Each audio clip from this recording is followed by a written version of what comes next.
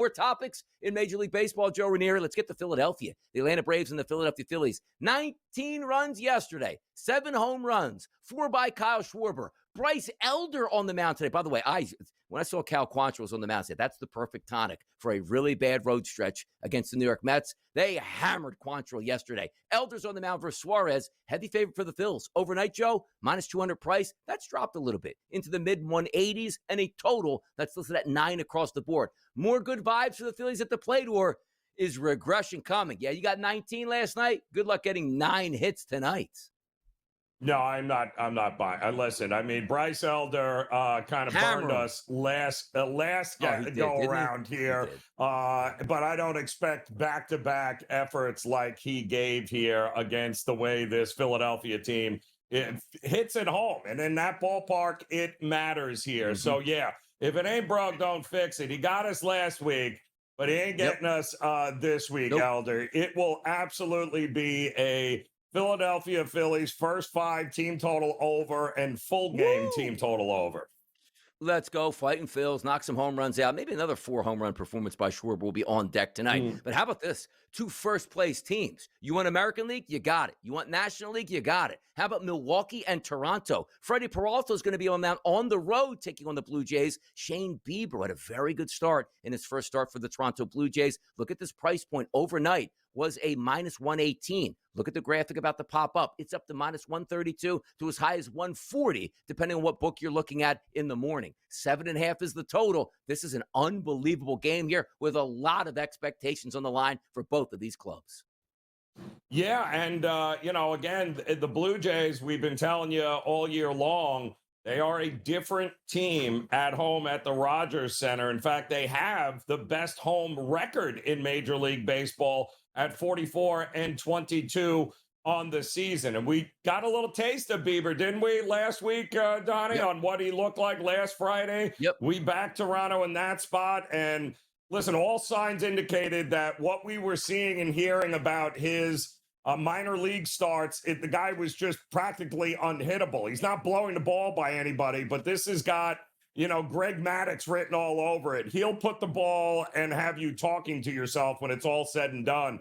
The Brewers are 5-8 since that 14-game winning streak ended on August 17th. It's kind of hard to go against Toronto with an ace on the mound in a building that they win games in. So, yeah, I think it would only be Toronto for me in this spot. How about Miami and New York? Another game tonight. The Mets lost after sweeping the Philadelphia Phillies to the Miami Marlins. Perez will be on the mound. That's Yuri Perez for the Marlins. Tong is getting a call up to Major League Baseball tonight. And if it's any indicator of what we saw to McLean, maybe the Mets are onto something here. Bring up your young, talented pitchers and see what they can do. And by the way, the public buying in as well. Overnight, Joe, this line, minus 150. You know where it sits now? Minus 172 at FanDuel, minus 181 at DraftKings here, minus 175 at BetMGM. That line's on the move, and the people are backing the New York Mets. A total in this game opened up at 7.5. It's 7.5 at a lot of outlets, but also 8s are creeping in as well. The Miami Marlins, the New York Mets, hard to gauge on a rookie pitcher. Do the Mets bounce back tonight in your eyes? Well, let's be real. They got a pretty good pitcher as well, the Marlins, at 22 years old, and Yuri Perez, who's gone 6-1 with 56 strikeouts in his last 54 2/3 innings. Yeah, it feels like an under to me in this spot, especially in the first 5. We'll see if they can get some runs. I'll tell you, their New York counterpart didn't struggle with runs last night. They're going to take on the White Sox again. We'll hit that game next, right here on the early line. The Yankees trying to track down those Toronto Blue Jays. By the way, the Blue Jays are going to have their hands full with the Milwaukee Brewers, the leaders in the Central Division in the National League. But a bottom feeder here in the Chicago White Sox. Next up once again for the Yankees, who belted 10 runs yesterday in the Windy City. Rodon, the lefty, will be on the mound today going up against Mr. Gomez. 963, 964 on the rotation, a 740 start. The favorite in this game, it's no surprise. It's the New York Yankees. And it's no surprise that the Yankees have a heavy tax today. But they were as high as minus 240 overnight. Now we're seeing across the betting landscape 225s, 220s here, and a total listed anywhere between 8.5 and 9 runs. More good things on the horizon tonight, Joe, for those Yankees bats? Well, I mean, if it ain't broke, why fix it, right? I mean, team totals have been a pretty good spot here with the Yankees as the bats continue to roll. And there's absolutely no reason. They've done a great job of winning games when Rodon is pitching. That is for sure. But if the price is right, laying a 1.5 with the Yankees, not a problem. Team total over for me against this awful White Sox pitching staff.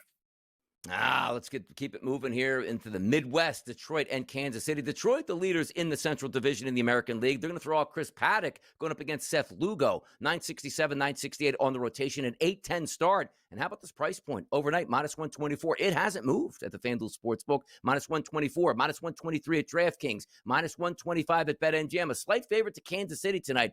Can they knock off the Detroit Tigers here and maybe start to push some pressure on those Tigers once again? Paddock versus Lugo. Well, and the problem is Detroit has owned Kansas City all year long. They've got an 8.5 game lead over the Royals. They're 7-3 against them this season. They are coming off just a wild week where they got swept by the Athletics, the Tigers here, and now they got to go to Kansas City. And Kansas City looking for a little bit of revenge here. It's the right pitching matchup for Kansas City. They've got Lugo on the mound. It's the guy that they want.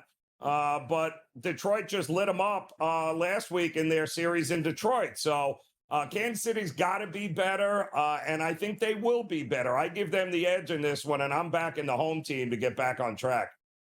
Drew, I've been waiting for the Houston Astros to finally start to break out at the plate. Maybe tonight is the night. Why? Tyler Anderson, the lefty's on the mound for the Los Angeles Angels. That sounds like a party. Going up against Christian Javier. Troubles here coming back off of the IL. 965, 966 on the rotation, an 8-10 start tonight, and a heavy favorite for the Astros in that -185 price range. A total across the board still sitting at 9s here. If you can't hit Anderson, maybe you can't hit anybody. I look for a big offensive performance for the Astros tonight. But again, some of these guys like Tanner Gordon been able to hold the bats down for Houston, which doesn't make any sense. Can they bust out tonight versus Anderson? Well, I mean, my goodness, the Angels, last time we saw them done, what was that, a 20-3 shellacking there by the Rangers. And now we've got a situation where Houston is barely getting by Colorado, but Walker's starting to hit the ball. Altuve's there. We know Yordan Alvarez is back in that lineup. So this is now the time, Houston, where you try to right the ship here, and I think they will. I think Javier will be better. I think Houston will be better in this game, and I like the Houston team total up and over as well in this one. Let's go, Houston. San Diego and Minnesota. Nestor Cortez, the lefty, is going to be on the mound here for those Padres. Zebby Matthews, a strikeout guy from Minnesota, but has had some struggles in Major League Baseball. That total opened up at 8.5, still sits at 8.5, but a favorite here for San Diego, which is starting to rise. -120s or so overnight, -125s, -135s in the sports betting landscape, depending on where you're shopping at. Cortez and the Padres looking to chase down those Dodgers. Can they get the victory in Minnesota? Yeah, and that was a rough one. The Padres had an opportunity to walk away from Seattle with a big series win there, but couldn't get it done. They lost 4-3. And while with the Dodgers continuing to win games and sweeping Cincinnati, the Padres need to win games they're supposed to win, Donnie, if they're going to be serious about catching the Dodgers. And this is a very winnable game with nasty Nestor, who outside of his last start where he got crushed, has actually been pretty decent here. Zebby Matthews walks far too many guys for me to back. I like the Padres. I like them in this game. I think the price is right to get them back on track here. Let's get some of those Dodger taxes in, just like we talk about the New York Yankees. Why they're going to take on the Arizona Diamondbacks here. The Diamondbacks can be a little bit of a problem at the plate. It's going to be Zach Gallen versus Blake Snell on the mound. 959, 960 on the rotation. Late night game out on the West Coast, 10-10 start. -205s overnight. They're starting to shrink just a little bit. -196, -195, -190, even a -184 in the marketplace for this game. A total that's listed at 8.5. I really like the way Snell's pitching. They should be able to roll over Arizona, but Arizona is a little bit feisty. They are.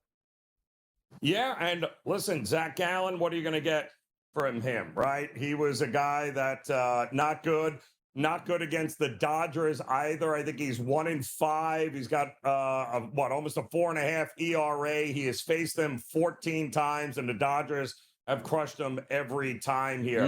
Kind of hard to go against Snell in any way, shape, or form here because, since coming back off the IL, He's been absolutely amazing here. I don't see that changing, but the Diamondbacks, you're right, are feisty, but I'd be looking to back the Dodgers early in this one. I think they get the Gallon way before the Diamondbacks get the Snell.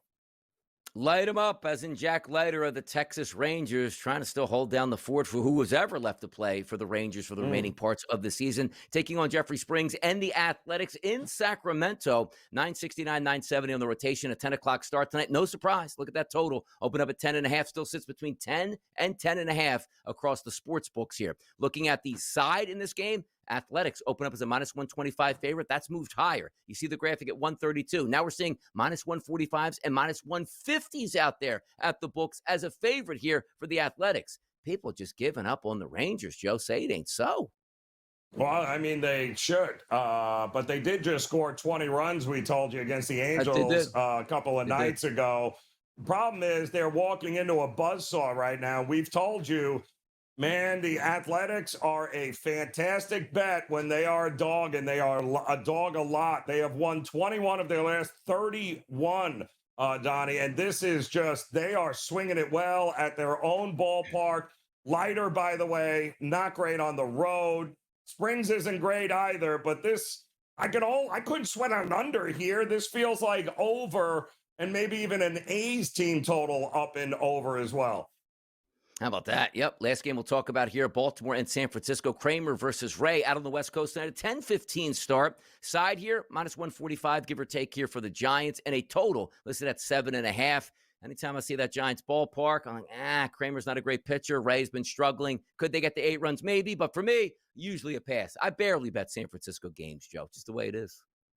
Yeah, well, I mean, the good news is for San Francisco, Devers, Adames, and Chapman have finally started to swing the bat here and finally starting to get some things done. And San Francisco now all of a sudden has put some nice wins together. I mean, let's face it. I mean, they handled the Cubs with no problems here. I don't think they'll have a problem against Baltimore. And Robbie Ray, kind of outside of Logan Webb, he is the guy. And I think that he'll be able to limit this Baltimore lineup as well here. Giants, for me, as crazy as that is. By the way, also, Paul Skeens is starting today in Boston, going up against Peyton Tolley. So I got to do some research on Tolley. But if you're looking at the line itself, we know Boston's better than Pittsburgh, but we're talking about a pick 'em here. So maybe this kid's coming up. I got to do some research on this kid could be what. Hey, look at this. Teams bringing up good pitchers to help them down the stretch to win a pennant or make the playoffs. What a novel concept here, Joe. Yeah, and guess what? First 5 under. Yeah, that's it. Yeah. It just don't, even if it ain't broke, folks, let's not fix it. First 5 under, even if it's 3.5. Yeah, the Red Sox bats probably not getting the schemes here. By the way, I lost an all-team total early in the afternoon yesterday because I needed 3 runs from Pittsburgh. They got a home run in the first inning, a double and a single in the first inning, got their first 2 runners on base in the second inning, and still wound up with 1 run from that solo home run for the entire game. Oh, Mike Miles Michaelis! Come on. Tom Vecchio's up next. Let's have more fun. Let's get to the Major League Baseball diamond today. Detroit and Kansas City. Paddock and Lugo. Total listed at 9. Slight favorite for Kansas City. What are the options here for the Tigers and the Royals, Tom, for you? You know, I see this as a bounce back spot for the Tigers, and we're getting plus money on them. Couple things here. Tigers have not been playing well. They've been giving up runs. I'm not saying Chris Paddock is a good pitcher because he's not, but if you look at Seth Lugo, he has been terrible over his last stretch of games. And since July 1st, his ERA is over 6. His xFIP is over 5. So the fact that we have one team that I deem to be better, I think we'd all agree is better with the Tigers. I want to be taking the plus money with the Tigers. And again, I'm not saying like, oh, Chris Paddock is the guy that's going to power me to the win. You know, Donnie, I've said this before. It's like we have pitcher A, pitcher B. It's like I'm not betting on either one. It's like I'm betting on the Tigers as a team overall to get to the win. Like it's going to be their lineup. It's going to be a little bit of Paddock, and it's going to be a little bit of their bullpen coming through. I'm not betting on Paddock, but more clearly, like the way that Seth Lugo has been pitching as of late, there's no reason to be laying money on him. That's what it really comes down to. So give me plus money on Detroit, and I think they bounce back after a tough series at the Athletics. Yeah, there are a lot of awful pitchers on the card here today, Tom. Beautiful. So how do we approach some of them? What are we looking at here today?